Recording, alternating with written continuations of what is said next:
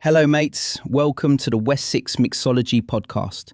I'm Scotty Clark and our show today is about the drink that dared to walk away from whiskey and never looked back. The legendary Oaxaca Old Fashioned, a smoky mezcal-driven twist on a classic that will change the way you think about what goes into your glass forever. Say it with me, Oaxaca, not Oaxaca, not whatever your brain just tried to do.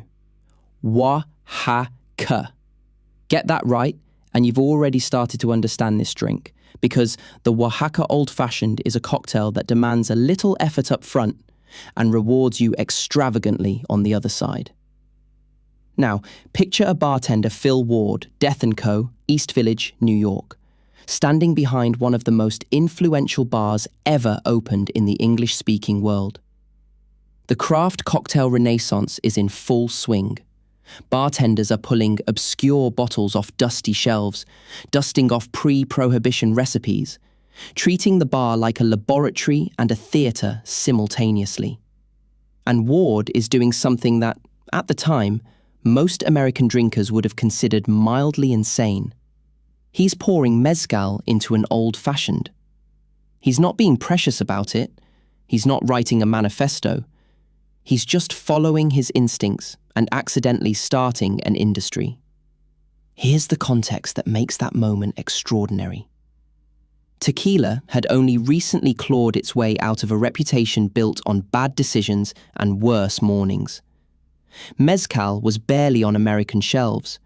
It was the weird cousin, the intimidating one, the bottle with the worm that your uncle bought in Cancun and no one touched again. And yet, Ward looked at that smoke-soaked spirit and saw not a novelty, but a protagonist. He took the oldest cocktail template in American history, a 200-year-old structure of spirit, sweetener, and bitters, and filled it with something ancient, indigenous, and almost entirely unknown to his customers. The result didn't just produce a brilliant drink, it produced a cultural shift. Mezcal imports into the United States exploded over the following decade, and industry analysts, importers, and producers consistently point to this drink as the spark. One recipe, 4 ingredients, 1 rocks glass, 1 industry transformed. Let's talk about what's actually in the glass, because this is where the philosophy lives. The drink uses a split base, 1.5 ounces of reposado tequila and 0.5 ounces of mezcal. That ratio is not accidental. It is a carefully considered act of diplomacy. Reposado tequila means aged, but not too aged. 2 to 12 months in oak, which rounds out the raw agave character, adds a whisper of vanilla, and gives the spirit enough structural weight to anchor a spirit-forward cocktail. Blanco would be too sharp, too angular. Añejo would bring too much oak and start telling a different story altogether. Reposado sits at the exact point where agave sings and wood behaves itself. The mezcal, traditionally Del Maguey or something in that artisanal, traditionally produced register, arrives at 0.5 ounce. That restraint is the genius. Mezcal alone, in a 2-ounce old-fashioned format, would be confrontational, like someone shouting a love poem at you from very close range. Beautiful sentiment, terrible execution. But at 0.5 ounce, the smoke becomes an invitation rather than a demand. The tequila holds your hand. The mezcal takes you somewhere you've never been. That smoke, by the way, is not a flavoring agent or a party trick. It's the direct result of how mezcal is made. Agave pinas roasted in underground earthen pits, a production method with roots stretching back thousands of years in Zapotec agricultural tradition. When you smell that campfire character in your glass, you're smelling time.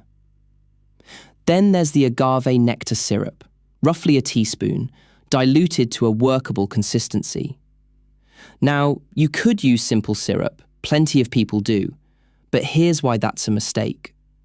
The agave nectar isn't just sweetness, it maintains the narrative.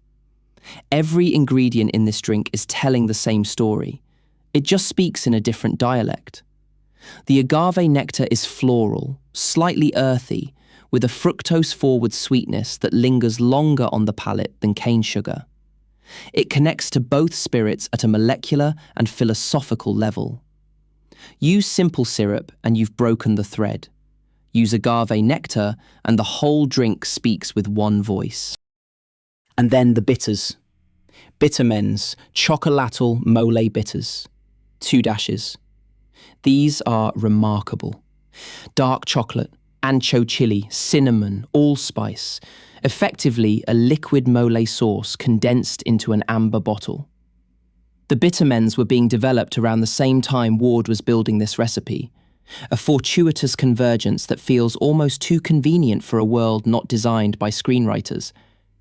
These bitters don't add bitterness in any unpleasant palate sense. They add depth, warmth, and a reference to centuries of Mexican culinary tradition. Without them, you have a good agave Old Fashioned.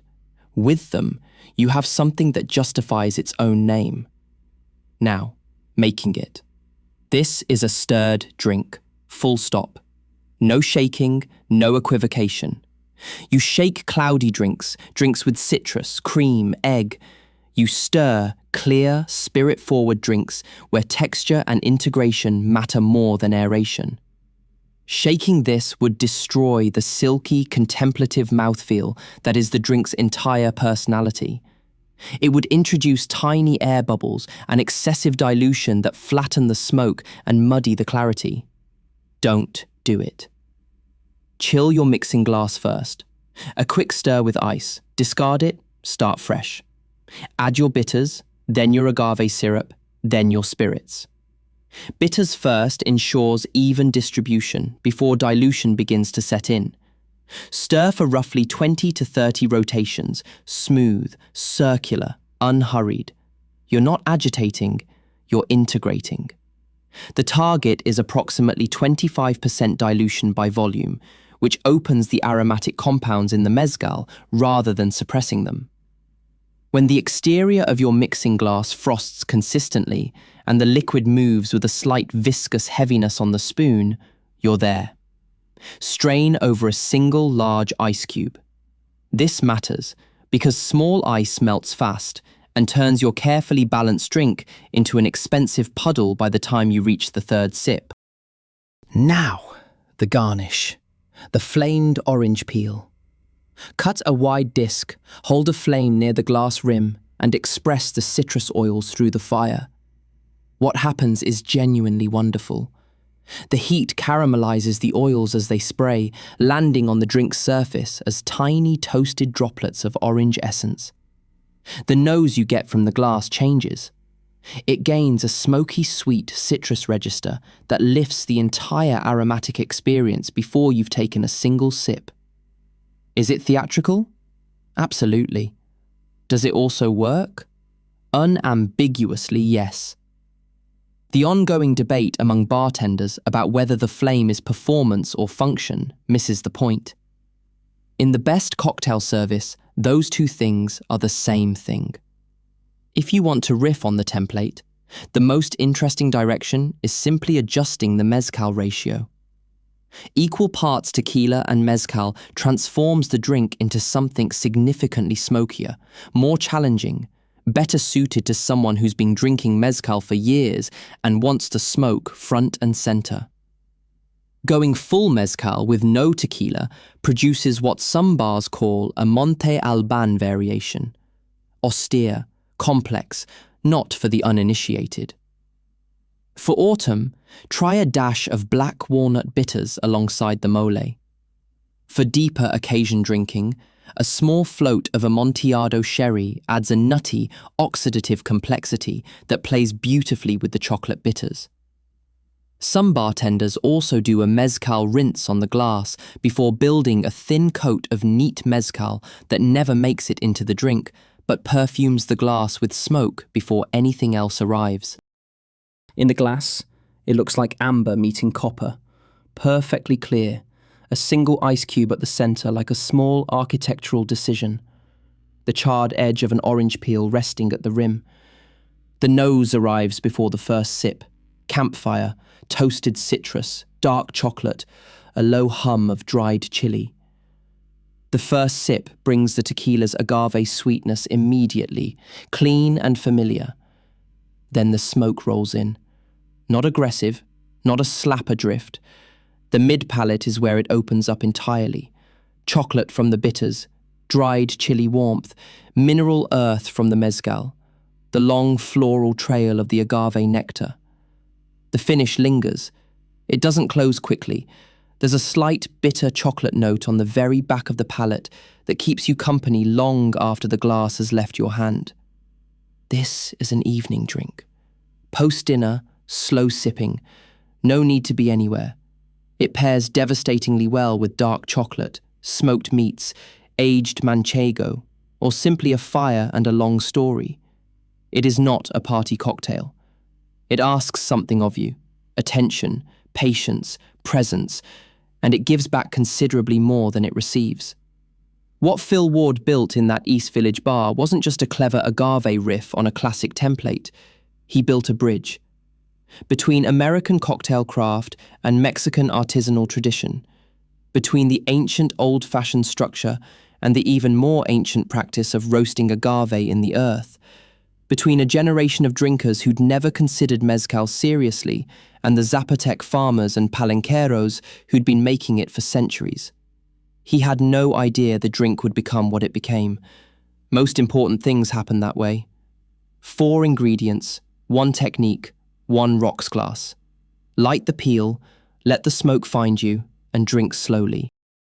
All right, thank you for joining us for the West 6 podcast. Drink responsibly, and if you had a good time, press follow and rate our show 5 stars. This is Scotty signing off. May your troubles be lighter than your cocktails. Grab news. Thomas.